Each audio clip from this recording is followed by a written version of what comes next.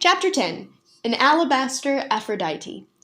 "I'm amazed that you children didn't emerge dirtier from the coal bin," Nanny said. "I expected I'd have to bathe you all and launder your clothes after prospective buyers were here, but each time you reappear quite clean." They were seated at the supper table, eating succulent pot roast. Nearby on the counter was the still warm pie they would have for dessert. Nanny, it had turned out, was an outstanding cook. Even her morning oatmeal, now that she had added raisins and brown sugar, was delicious. 4 prospective buyers had been through the house by now, but no one had shown an interest in buying it. Each one left looking puzzled, murmuring comments about the odd plants and rugs and lamps and furniture, and expressing concern over toxic air, bad wiring, a broken furnace, and rotten floorboards. "We're very careful," Tim explained. "We have found ways to stay out of sight and remain clean." "I'm a lamp," Jane said. "You are indeed, dear," said Nanny, leaning over to wipe a bit of gravy from Jane's chin. A real little lamb." "I'm a cactus," Barnaby A. said. Nanny had gone to the counter to get a pie. She turned and said fondly, "Practice? I didn't know you played an instrument, dear." "Where do you practice? You're very quiet." "I'm a coat tree," Barnaby B. said with a frown. Nanny sliced the pie neatly into triangular-shaped pieces. She slid one onto a small plate. "Poetry?" she said with a smile. "You are poetry? Well, I wouldn't say that exactly, but it's a lovely thought, isn't it?" She took the children's empty dinner plates away and began to pass the pie around. "Where do you go, Nanny, when prospective buyers come?" asked Barnaby A. "You reappear quite clean as well." Nanny blushed. "Oh, I don't want to say, really." "Tell," Tim commanded, "or we won't eat your pie. Do you camouflage yourself?" "I guess you could say that," Nanny replied. "The pie is raspberry, by the way." "Are you a rug or a coat tree?" asked Barnaby B. "A lamp? Or maybe a cactus?" Nanny took a bite of raspberry pie and chewed with a satisfied look. Then she announced in a prim, educational voice, "I'm a statue. I do this." After setting her fork down on the plate, she got up from her chair and stood beside the stove, where she created a pose with both arms behind her head and one hip jutting forward. "I stand in the upstairs hall next to the linen closet." "But you don't look one bit like a statue, Nanny," Tim pointed out. "You're wearing a flowered apron, elastic stockings, and lace-up shoes." "Now who's being a dodo?" Nanny told Tim. "Of course I don't wear those things. We have plenty of warning before prospective buyers come. As soon as we are notified, I rush to my room and remove my shoes, stockings, apron, and all the rest. I powder myself with talc to look like alabaster." "What's alabaster?" asked Jane. "White," Tim told her, "like marble." "When I'm posing," Nanny went on, "I believe I look very much like Aphrodite." "Who's Aphrodite?" asked Jane.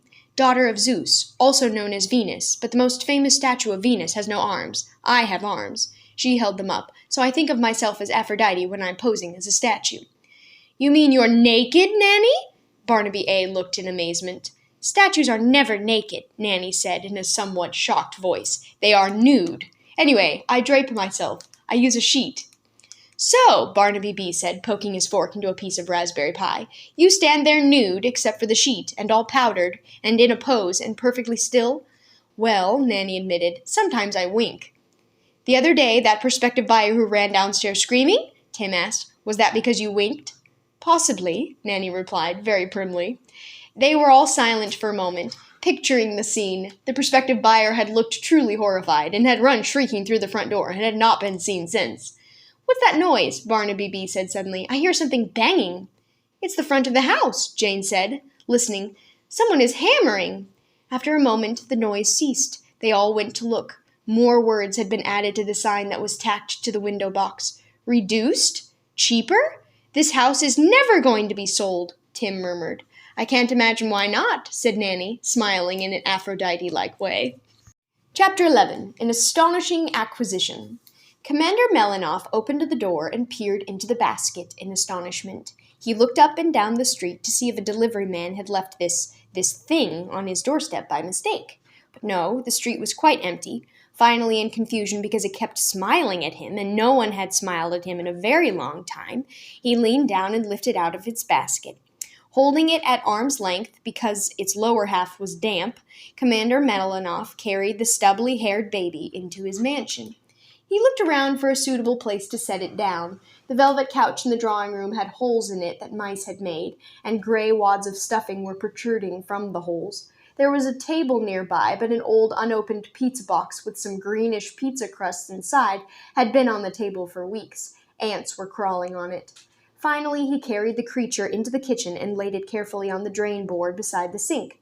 From his half-forgotten past, thinking back sadly to his own lost child, he vaguely remembered the procedure about diapers. In a nearby drawer, reaching with one arm while he kept the other firmly upon the wriggling infant, he located a folded dish towel. He had not washed dishes in several years. He had thrown some away after they had been used, and others he had reused, simply heaping his take-out Chinese food or pizza slices onto the remains of the last meal.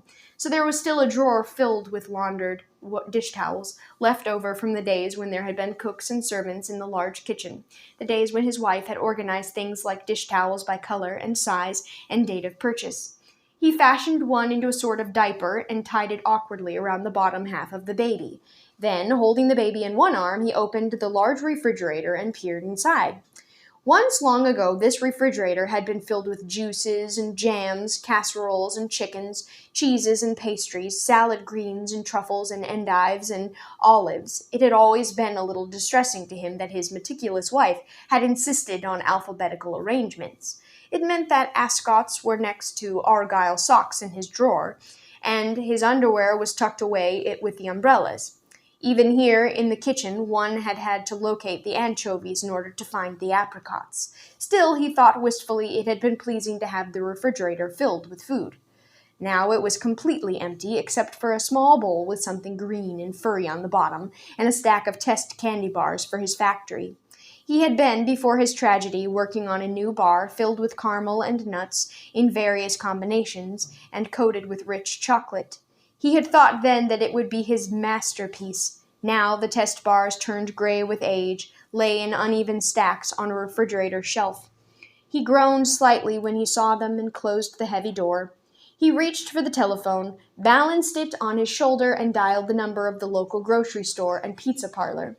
"This is Commander Melinoff," he said when the grocer answered. "Deliver milk immediately, and, he glanced at the baby. "Oatmeal, I think. Yes, oatmeal, maybe applesauce.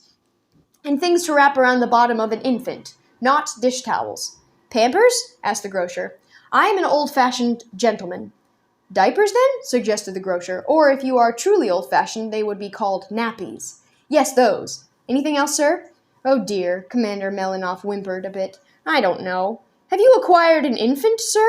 The commander sighed. "Yes," he acknowledged. "What size, sir?" The melancholy tycoon looked down at it. He remembered holiday celebrations of the past. "The size of a small turkey," he said. "That would be about 14 to 16 pounds, I'd say. Does it have teeth, sir?" Cradling the telephone again on his shoulder, Commander Melinoff gingerly used his free hand to pry open the small mouth so that he could look inside. "A few," he said. "3, I think, and very stubby hair." "Does it appear capable of chewing, sir?" At that moment the baby bit down on Commander Melinoff's finger. "Ouch! Yes, it does," he said in the telephone. "Very good, sir. Our delivery boy will be there shortly with everything you need. And shall we send tonight's pizza at the same time?" Gloomily, Commander Melinoff looked around the kitchen. The remains of at least 23 pizzas, old crust dotted with decaying pepperoni slices, and their torn-open, stained boxes were stacked on countertops and tables everywhere. Then he looked at the infant, still in his arms. She smiled up at him. "No," he told the grocer with a sigh. "Send a salad and some vitamins. I think I'm going to have to reinvigorate myself. Send soap as well," he added reluctantly before he hung up. "I'm going to need soap." Then he replaced the telephone receiver. He stared down again at the thing in his arms. The placid baby stared back, then reached up and tugged gently at his mustache. And so life began anew for the melancholy tycoon and the affable infant. He called her Ruth, since he had eventually unfolded and read the note that had been pinned to her clothing. "Her name is Ruth," the note had said. He ordered clothes for her, since it would have made him too sad to go to the attic and open the trunks and boxes that contained small clothing that had been his own child's. And, too, his own lost child had been a son. This one was a girl. So he bought small, elegant velvet dresses and pinafores with lace. He bought hair ribbons, though the baby's hair was oddly stubbly and short, and there was nothing to tie a ribbon to. He hoped it would grow. On the advice of an elderly saleslady at the expensive store at which he had placed his order, he also bought more serviceable clothing, overalls and jumpsuits with small pockets and appliqued giraffes. "A baby needs to play," the woman had told him. "The little dresses are fine for birthday parties and Christmas photographs, but she will still need to crawl on the floor and explore. Let me recommend these very fine play clothes. Shall I add them to your bill?" And he had said yes. "We could monogram everything," she added. "A monogram is a very fine thing." Commander Melinoff knew what a monogram was. In the days when he had gone each morning to his factory, he had worn shirts with his initials hand-embroidered on the pocket. "I don't know her initials," he explained sadly to the saleslady. "Oh dear, do you know her name?" "Ruth." "Lovely. Why don't we embroider Ruth on all her clothes then? A short name suits that purpose so well. If her name were, say, Clementina, then we would have to rethink, wouldn't we? Monograms are charged by the letter. Clementina would be very costly." "Money is of no importance. I want the best," he replied, and so all of her clothing was adorned with her name. He cleaned the house on behalf of Ruth's well-being. He carried out all the pizza boxes to the trash and washed the mouse droppings from the countertops and the floors. But when she crawled across the newly cleaned living room floor and grabbed the edge of the elegant draperies, swirls of dust arose, and moths that had been living in the deep folds of the fabric were dislodged, and flew in confusion around the room. Ruth laughed at the sight of the fluttering insects, but Commander Melinoff took down the heavy draperies and added them to the pile of trash, on top of the pizza boxes. He called in fumigators to rid the house of moths. Then he washed the windows, which had become so caked with grime that the neighborhood was blurred. The only thing he did not clean or dislodge as he went about his work with brooms and sweepers and buckets and brushes was the towering stack of unopened mail from Switzerland, the 6 years of messages and telegrams and letters that were still piled against the wall of the front hall. Ruth, who was still acquiring teeth, occasionally pulled a bit of paper from the lower portion of the stack and chewed on it. One morning, Commander Melinoff, who had prepared the baby's morning oatmeal in the kitchen, picked her up from where she was happily crawling on the hall floor. She spat a scrap of yellowing paper into his hand. He looked at the torn words and phrases and groaned, remembering those early days when he still had hope. Carefully, he tied a bib around her neck to protect her pink hand-smocked monogrammed jumpsuit. "There you are, baby Ruth," he said, and sat her in the high chair he had ordered from a costly catalogue. Spooning the oatmeal into her mouth, he thought about the stack of mail. He decided that he must throw it all away, but time passed and he could not bring himself to do it. Often the baby played in the hall, and sometimes she grabbed at the letters. In her first weeks with Commander Melinoff, she could reach only the earliest mail, but when she began to pull herself up and stand on wobbly legs, she reached higher. Once she withdrew a sealed envelope with a Swiss stamp from the middle of the stack. She tore the envelope open, removed a folded letter, and chewed on it briefly. Then she crumpled the damp paper into a ball and rolled it across the floor for the cat to chase. The cat could not read, for it was a cat. Ruth could not read, for she was a baby. Commander Melinoff, who was a grown man with several college degrees, could read extremely well, but never noticed the wad of paper that eventually wedged itself under a radiator. So no one knew that a letter mailed 4 years earlier had announced, "They are found alive."